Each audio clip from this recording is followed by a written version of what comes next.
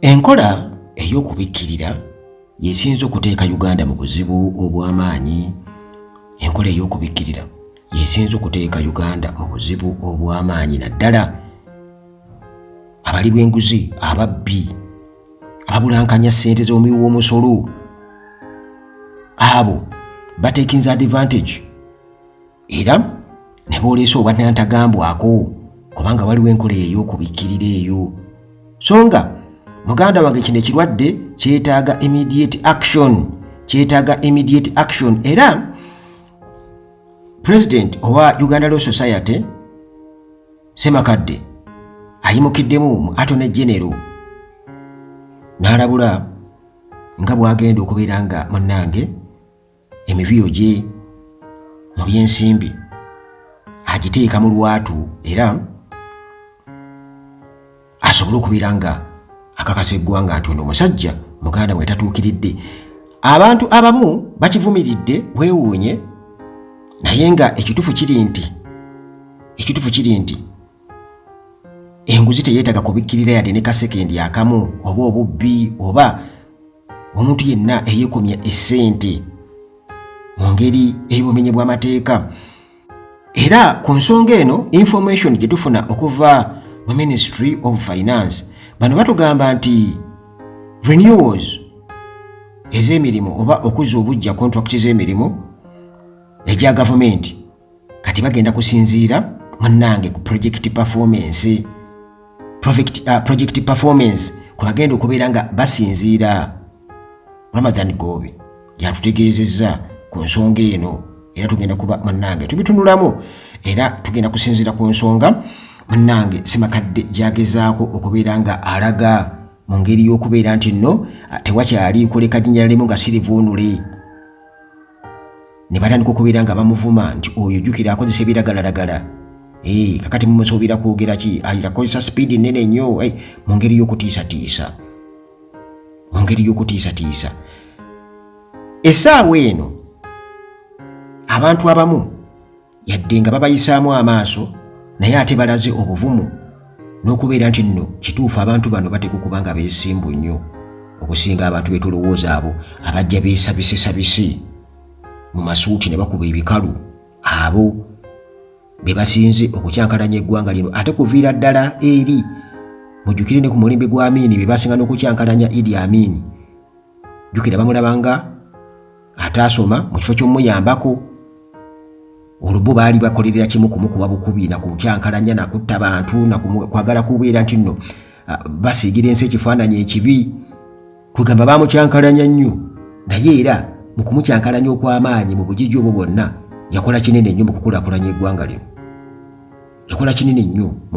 eggwanga lino. Ate nga yafugira mu kaseera akazibu ennyo kumpi nga external forces internal forces zonna muganda wange amafumu gamufumitibwa butereevu.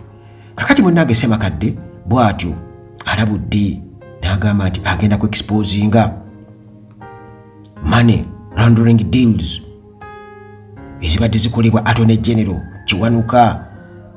Bino byonna munnange biri eri mu Uganda Law Society bakafuna President omuggya Isaac Ssemakadde era nga yagamba nedda walina okubaawo obwenkanya kyetwagala wano e Uganda kubanga jjukira nti ekirwadde kino kyasaasaanira eggwanga lyonna. Abasajja bafuna ssente mu makubo amakyamu, essente zaalibadde zikola ebintu ebirala, olwo weesanga nti n'obwenkanya tebubaawo mu kkooti, buli kimu ne kibeera gadde bengalye naye nga kiviira ddala ku abo bakaali smart abali mu ofiisi ennene era nga be basalawo kinene nnyo. Kakati Ssemakadde aba ali awo agenda okulaba nga Attorney General Kiryowa Kiwanuka nga yeevumbye akafubo ne Gada Fathi Wali ono United Nations Executive Director for the Office of Drugs and Crime UNODC. Nange Crime Congress of Parties ey'omulundi ogw'12 omukyala Wali bw'atyo yabadde agyogerako ku mukutu gwe ogwa X n'agamba nti kyabadde kitiibwa ky'amaanyi okusisinkana Attorney General wa Uganda Kiryowa Kiwanuka ku crime COPs 12 era ne twogera ku mikisa egy'okukwatagana tusobole okubeera nga twaŋŋanga organized crime, environmental crimes wamu ne money laundering. Muganda wange ate nga Ssemakadde atubuulidde nti omusajja ono mu nsonga ezo eza money laundering emisango gimukwata butereevu, emivuyo mingi nnyo. Bano abasajja bafuna ssente mu ngeri etategeerekeka nga batuulira ebintu bingi nnyo bye bandibadde munnange bakola mu butuufu ne babikyusa ne babikola ku bikukujju bwe ne bafuna omusimbi. Kakati munnange bw'atyo omukyalo ono bw'ali n'agamba nti yandiyagadde nnyo era asuubira okuba nti bagenda kukolaganira wamu okusobola okubeera nti bateekawo lasting impact for Uganda. Ssemakadde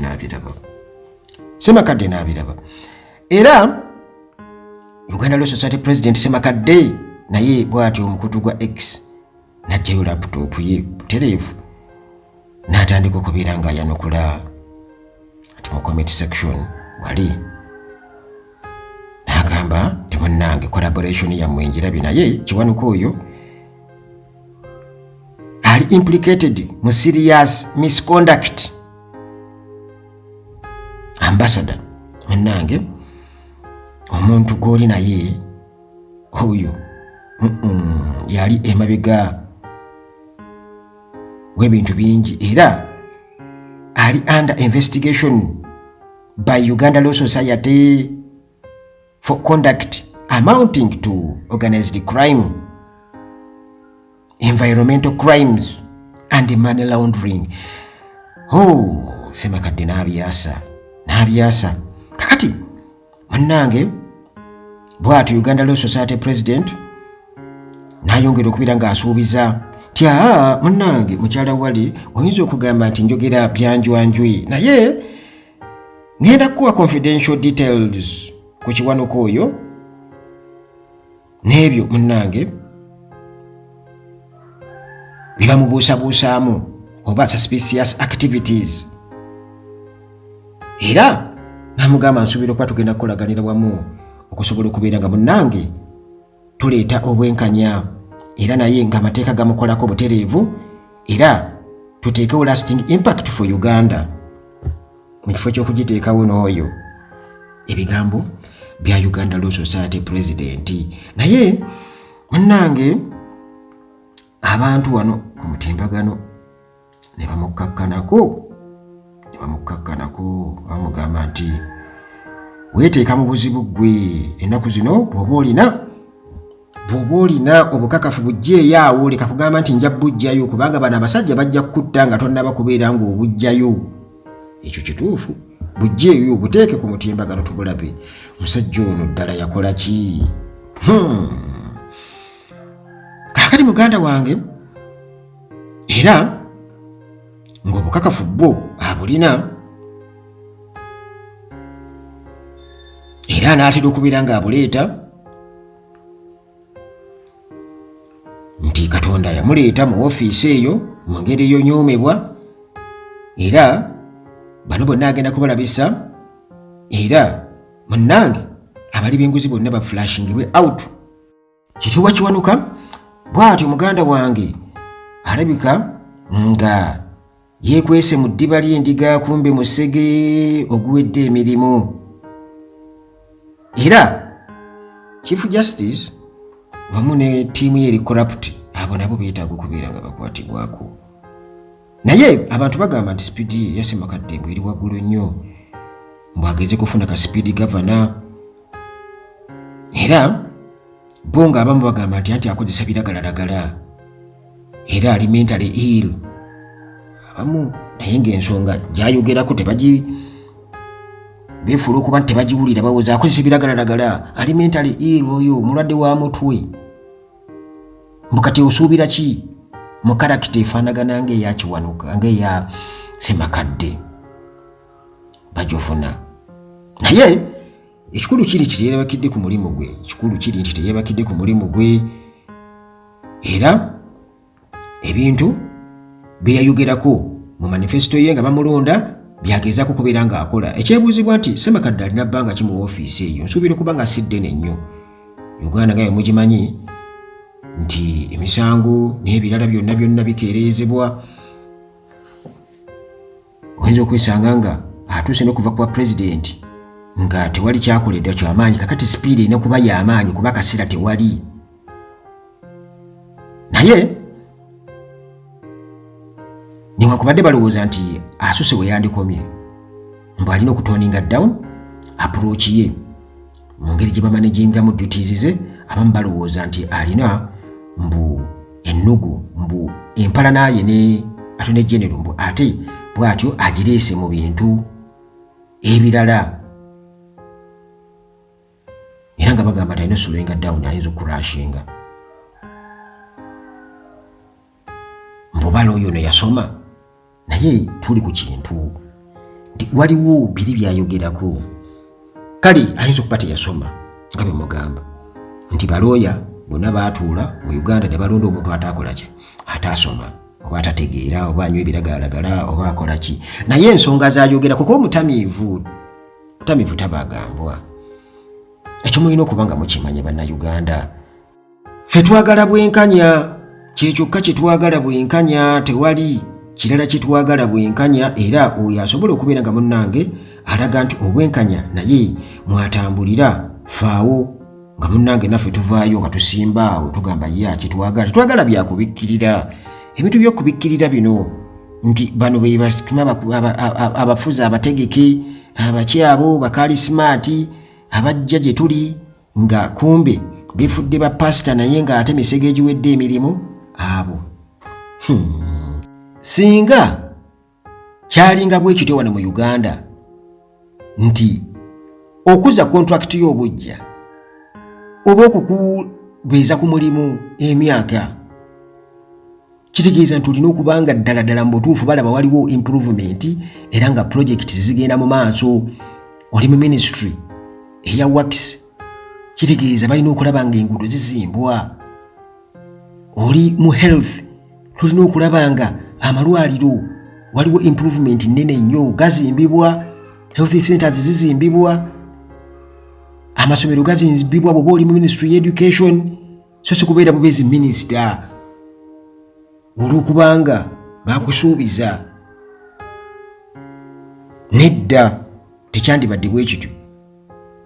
Nti kyandibadde nti olina okuba nga ddala mu butuufu olaga nti eggwanga ligenda mu maaso. Kubanga omusajja eyali mu mbeera enzibu ennyo ng'alwanyisibwa nnyo yasobola okubeera ng'azimba zibarakisa azizimbye, amasomero agazimbye, pulaani zonna ze yasangawo nga obote ze yalekawo.